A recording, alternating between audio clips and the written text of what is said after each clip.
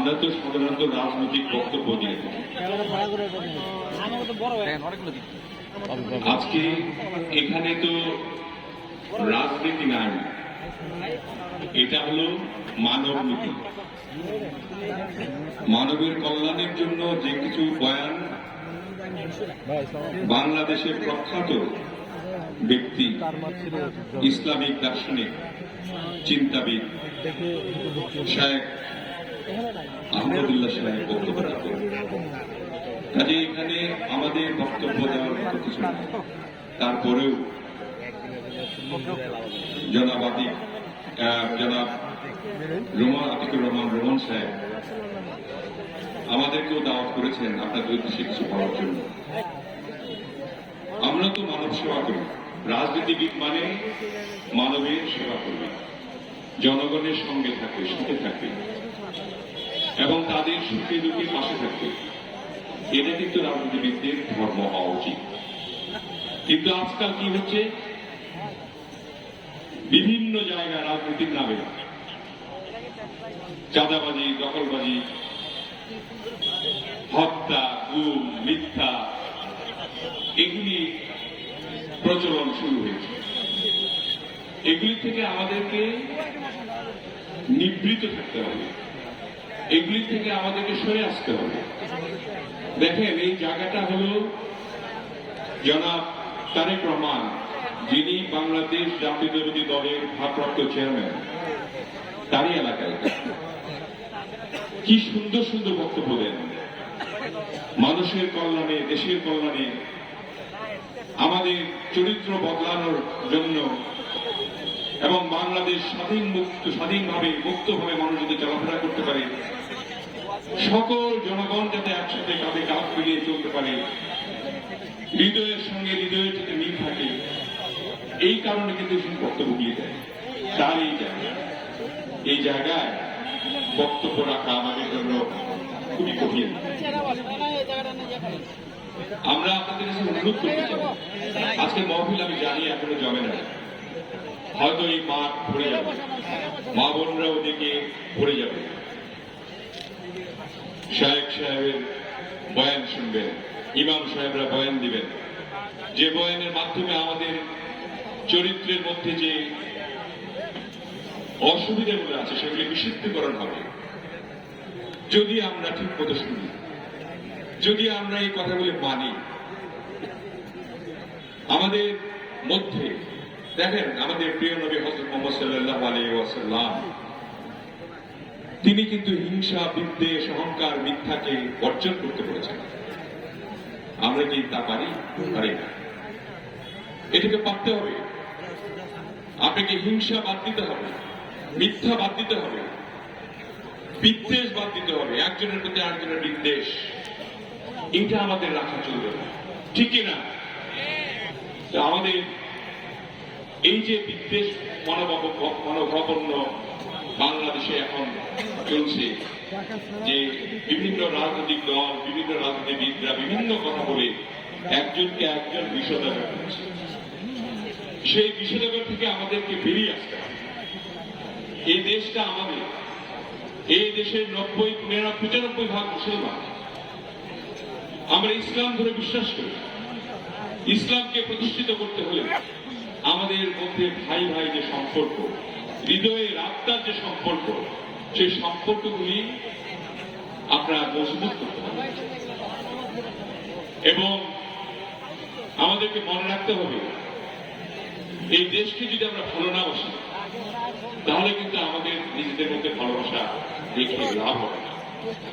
কেউ না কেউ এটাকে নষ্ট করার চেষ্টা করবে, বিনষ্ট করার চেষ্টা করবে আমাদের সম্প্রীতি, সামাজিক সম্প্রীতি যা আছে। রাসূলুল্লাহ সাল্লাল্লাহু আলাইহি ওয়াসাল্লাম প্রথম সংবিধান রচনা করেছিলেন। এই যে আমরা এখন দেখেন না, সংবিধান নিয়ে কথা বলি, বিভিন্ন রাষ্ট্র নিয়ে কথা বলি, এটা 14.5 বছর আগে রাসূলুল্লাহ সাল্লাল্লাহু আলাইহি ওয়াসাল্লাম তিনি সনদ প্রথম করেছেন, সংবিধান, মদিনা সনদ নামে। সেই মদিনা সনদে কি ছিল? সকলকে নিয়ে রাষ্ট্র গঠন হবে এবং সকলের অধিকার সমান থাকবে। আমরা যারা অন্যায় করব যারা ন্যায় বিচার করব তাদের জন্য বিভিন্ন ধরনের শাস্তি আল্লাহ তাআলা পরিষ্কার শাস্তি দিয়ে রেখেছে। মদিনা সনদের মাধ্যমে যদি সমাধান ভিত্তিতে একটা রাষ্ট্রকে পরিচালনা হয় সেটার ব্যবস্থা কিন্তু তখনই করতে হবে। আর আজকে আমরা এসে মারামারি করি, কাটাকাটি করি, আজকে সংবিধানে এটা বাদ দিতে হবে, ওটা করতে হবে, ওটা কাটতে হবে, সেটা নয়। আমাদের মনের ভিতরে থাকতে হবে যেটা আমাদের দেশ, আমরা বাংলাদেশী, আমরা মুসলমান, অন্য ধর্মের যারা আছে তাদের প্রতি সম্প্রীতি প্রদর্শন করা আমাদের দায়িত্ব। সেই দায়িত্ব নিয়ে আমরা এই গাবতলীর মানুষ আজকে যারা বয়ান শুনবেন এখান থেকেই প্রতিজ্ঞা করে যাবেন যে এটা অনুরোধ আমার যে আপনারা প্রতিজ্ঞা করে যাবেন যে আপনার কিছু কিছু ভালো জিনিস যা আজকে তাদের কাছ থেকে পাবেন সেগুলিকে একটা হলেও আপনারা রক্ষণ করার চেষ্টা করবেন। অনেকগুলি ভালো কথা বলবেন, ইমাম সাহেবরা বলবেন, যারা যারা বক্তা আছে বলবেন। এখান থেকে আপনারা চেষ্টা করবেন যে একটা বা দুইটা জিনিস আমি যে রক্ষণ করলাম ধরলাম তার বয়ান থেকে, এটা আমি সারা জীবন রক্ষা করব। যেমন তিনি নিশ্চয়ই বলবেন, আমার বিশ্বাস আপনারা যাই করেন না কেন, অন্যায় অবিচার অত্যাচার পাপ বহু কিছু আমরা সারাদিনে করে থাকি, সারা জীবনে করেছি, কিন্তু আমরা 5 ওয়াক্ত নামাজ আমরা ছাড়বো না। 5 ওয়াক্ত নামাজ আমরা যে কোনো অবস্থাতেই হোক না কেন ছাড়বো না। তার সঙ্গে একমত আপনারা? এই নামাজের মধ্যে নামাজ নিকৃষ্ট কাজ থেকে আপনাকে বিরত রাখবে। এই 5 ওয়াক্তের নামাজটা আপনারা পড়বেন। আজকে আমাকে প্রধান অতিথি করা হয়েছে এখানে, আমি যোগ্য নই এইখানে এই মহফিলের প্রধান অতিথি করার জন্য। আতিকুর রহমান রুমন সাহেব তিনি হয়তো বেশি ভালোবাসেন, এবং আমার সৌভাগ্য যে শায়েখ আব্দুল্লাহ আহমদুল্লাহ সাহেবের সঙ্গে এখানে এই স্টেজে বক্তৃতা রাখবো। আমরা তার ইউটিউব দেখি, আপনারাও দেখেন। সেই কারণে আমি নিজেকে ধন্য মনে করি এবং আল্লাহর কাছে শুকরিয়া জানাই যে আল্লাহ তাআলা আমাকে সুযোগ দিলেন এখানে কথা বলার জন্য।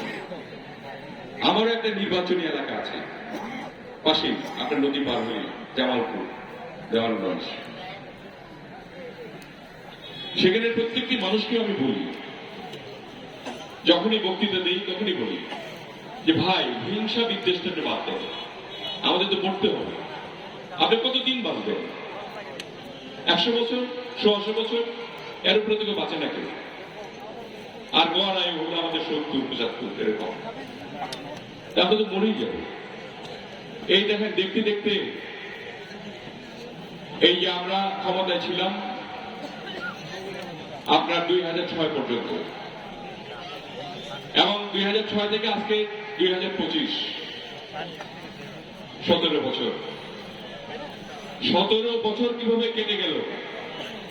এই দেশের মানুষের স্বাধীনতা বিঘ্নিত হয়েছিল, এই দেশের মানুষের চলাফেরার যে স্বাধীনতা, বাক স্বাধীনতা, সেগুলি বন্ধ হয়েছিল। এটা কিন্তু আমরা অনেক আন্দোলন করেছি রাজনীতিবিদরা, আমরা অনেক মানুষের দোয়া করেছি, হে আল্লাহ আমাদেরকে সাহায্য করুন। আল্লাহ সাহায্য শেষ পর্যন্ত এসেছে, আল্লাহ আমাদেরকে সাহায্য করেছে, ঠিক না? এই যে আল্লাহ আমাদের সাহায্য করলেন, আমাদেরকে এক নাকতন্ত্র থেকে, স্বৈরতন্ত্র থেকে যে আমাদের বাঁচালেন, এটা তো আমাদেরকে বলা উচিত সকলকে আলহামদুলিল্লাহ। বলেন সবাই আলহামদুলিল্লাহ। সকল প্রশংসা আল্লাহর জন্য। আমরা অনেক চেষ্টা করেছি, আল্লাহর হুকুম যখন হয়েছে তখন আমরা মুক্ত হয়েছি। এই মুক্ত অবস্থায় আমাদের কি কি করণীয় আপনারা নিজেরাই অনুধাবন করেন। বিশেষ করে রাজনৈতিক ব্যক্তিবর্গ যারা আছে,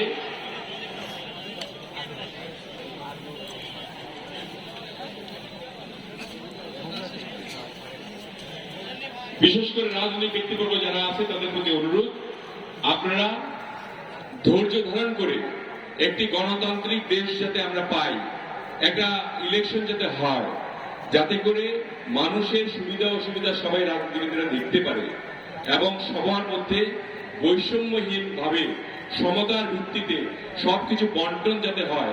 গাবতলীর মানুষ, বগুড়ার মানুষ, সারা বাংলাদেশের মানুষ নিঃশ্বাস ছেড়ে আল্লাহর রস্তে যাতে বুক ফুলিয়ে চলতে পারে যে আমাদের কোনো ভয় নাই, আমরা শুধু একমাত্র আল্লাহকে ভয় পাই এবং আমরা সুন্দর সুশৃঙ্খল ভাবে এই দেশে বসবাস করতে চাই। এইভাবেই যাতে আমরা থাকতে পারি। যেহেতু নামাজ শুরু হয়েছে, আমি আর বক্তব্য রাখলাম না। আপনাদের সকলের প্রতি আমার শ্রদ্ধা, আপনাদের সকলের প্রতি আমার আবেদন এবং নিবেদন থাকলেও আমার জন্য দোয়া করবেন। আমি আপনাদের জন্য দোয়া করি এবং আপনারা ভালো থাকবেন এই আশা রেখে আমি আমার বক্তব্য শেষ করলাম। আসসালামু আলাইকুম ওয়া রাহমাতুল্লাহি ওয়া বারাকাতুহু।